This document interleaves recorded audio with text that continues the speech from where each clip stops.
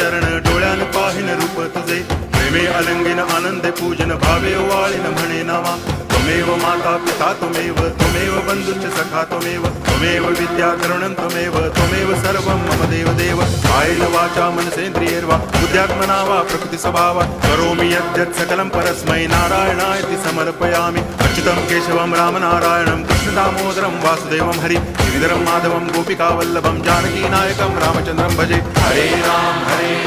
Ram Ram Hare Hare Hare Krishna